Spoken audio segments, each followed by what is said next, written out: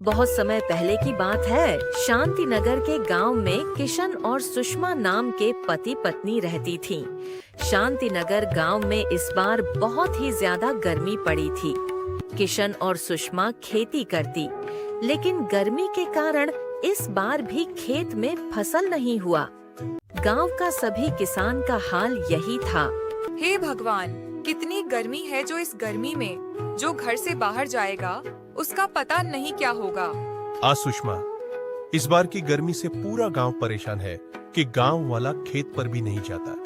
किसी ने इस बार खेती भी नहीं की। पता नहीं ये गर्मी कब खत्म होगी। शाम को सब गांव वाला गांव के चौपाल पर बैठता है। अरे भाई रामू, क्या कुछ पता चला कि ये गर्मी कब तक रहेगी? नहीं मुखिया जी, अभी तक तो कोई खबर नहीं है, लेकिन बगल के गांव से पता चला है कि अभी गर्मी और बढ़ेगी। मुखिया जी, अगर और गर्मी बढ़ेगी तो हमारा तो बहुत बड़ा नुकसान हो जाएगा, और इस बार तो गांव का कोई किसान खेती भी नहीं किया है। कैसे होगा मुखिया जी? तुम चिंता मत करो किशन, हम सब मिलकर इसका कोई ना कोई हल जरूर ढूंढ लेंगे। शाम होने वाली है, तुम सब अपने अपने घर जाओ, मैं भी घर जा रहा हूं। फिर सब वहाँ से अपने घर चला जाता है। जब रात में किशन सोने गया तो उसको नींद ही नहीं आ रहा था। वो बस खेती के बारे में सोचे जा रहा था। घर में राशन भी नहीं है, इतनी गर्मी है। इस गर्मी के कारण इस बार खेती भी नहीं हुआ। आगे क्या होगा, कैसे गुजारा होगा, कुछ समझ नहीं आ रहा। और इस बार गांव का कोई किसान ने खेती नहीं किया। ये सिर्फ किशन ही नहीं सोच रहा था, गांव के सारे किसान यही सोच में डूबा था। इतनी तेज धूप है कि जमीन पत्थर जैसे हो गया है पानी का, तो खेत में नामो निशान नहीं है। अगर जाके बीज बोया तो तबीयत भी खराब हो जाएगी और बीज भी जल के राख हो जाएगा। इधर रामू, घर में पहले ही पैसे कम है, इस बार कुछ उगता तो थोड़ी राहत मिलती। अब तो कुछ भी नहीं होगा, पूरा साल कैसे कटेगा? हे भगवान, देखना तू।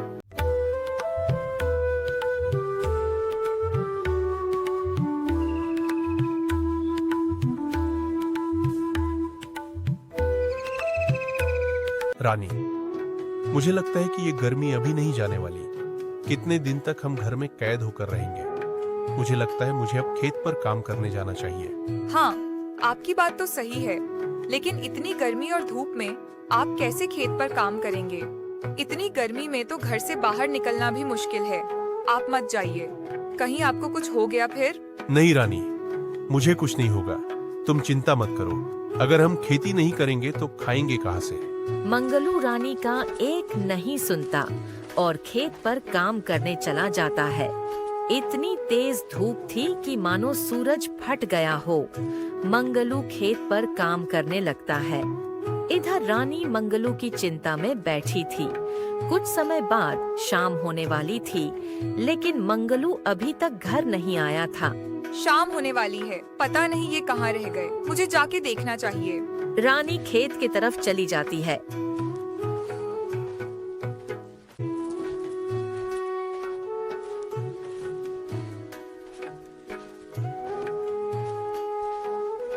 जब वो खेत पर पहुंची तो देखी कि मंगलू खेत में मरा पड़ा था।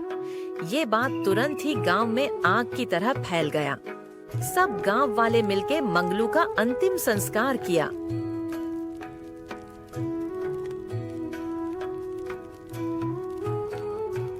उसके बाद धूप में कोई गांव वाला जल्दी अपने घर से बाहर नहीं निकलता। कुछ दिन ऐसे ही गुजरते हैं।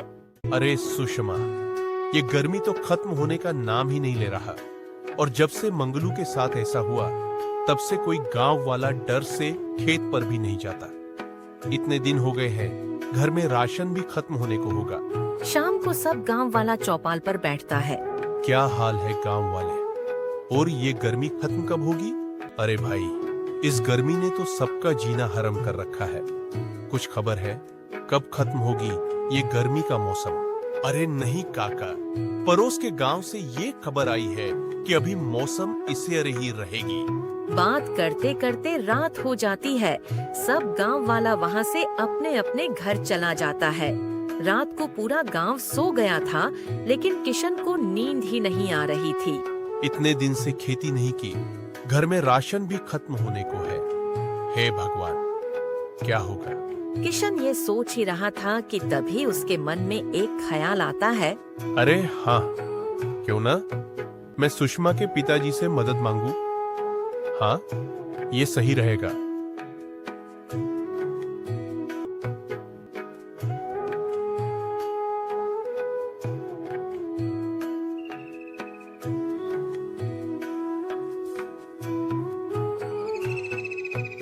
सुषमा, मैं तुम्हारे घर रामपुर जा रहा हूँ। अचानक से मेरे घर क्या हो गया? सब ठीक तो है ना? हाँ हाँ, सब ठीक है।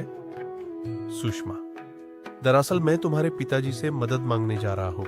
लेकिन इतनी गर्मी और तेज धूप में आप कैसे जाएंगे? आपकी तो तबीयत खराब हो जाएगी। नहीं सुषमा, मैं चला जाऊंगा। धूप तो बहुत है, लेकिन मदद भी तो चाहिए। तुम चिंता मत करो सुषमा, मैं चला जाऊंगा। तुम बस अपना ख्याल रखना, ठीक है? तो अब मैं चलता हूँ। इतना बोलकर किशन वहाँ से रामपुर के लिए निकल जाता है।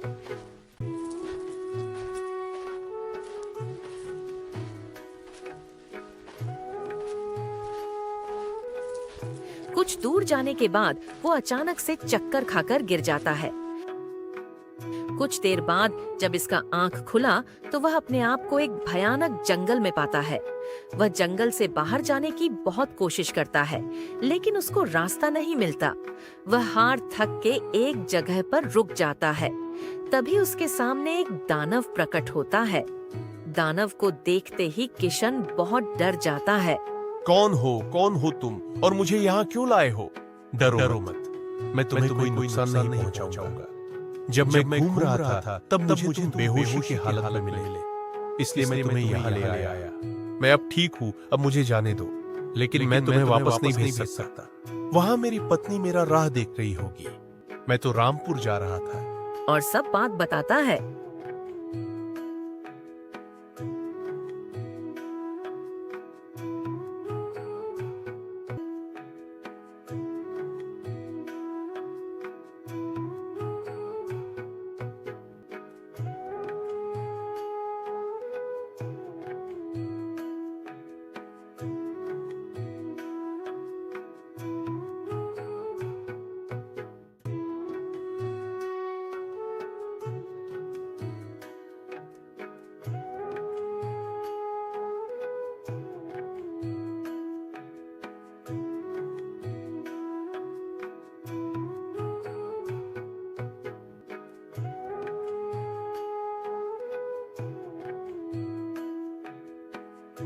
चलो ठीक है, इसका एक उपाय है। मैं तुमसे कुछ पहेलियां पूछूंगा।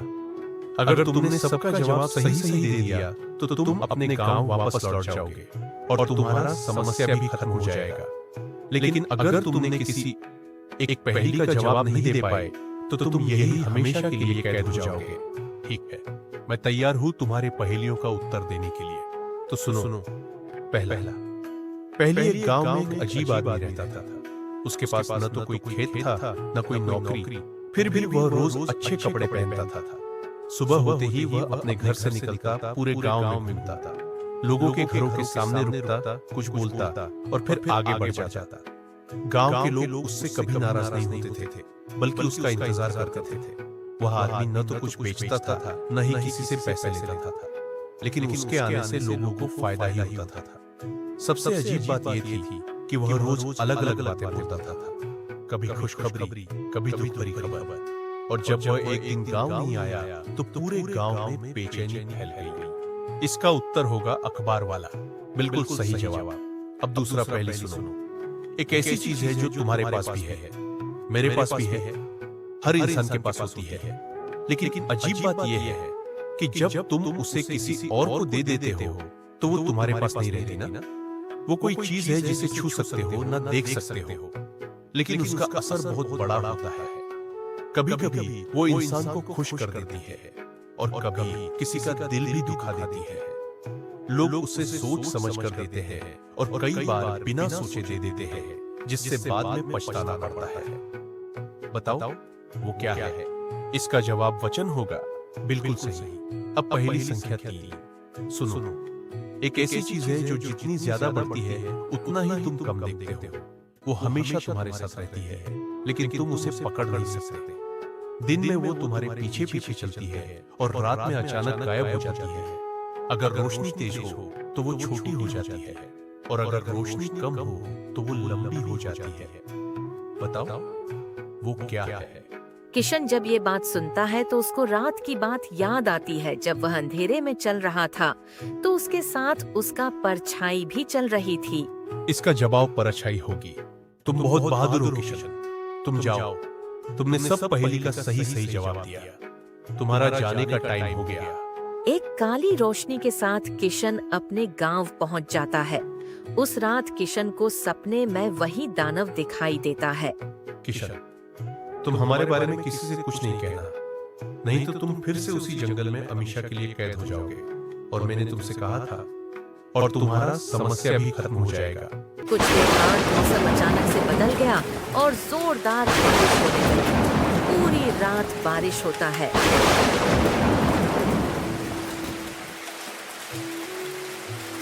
दोस्तों, ये कहानी हमें सीख आती है कि मुश्किल समय में घबराने के बजाय धैर्य और समझदारी से काम लेना चाहिए। हिम्मत और बुद्धिमानी से हर समस्या का समाधान निकाला जा सकता है। साथ ही मेहनत, विश्वास और सही फैसले इंसान को मुश्किल परिस्थितियों से बाहर निकाल सकते हैं।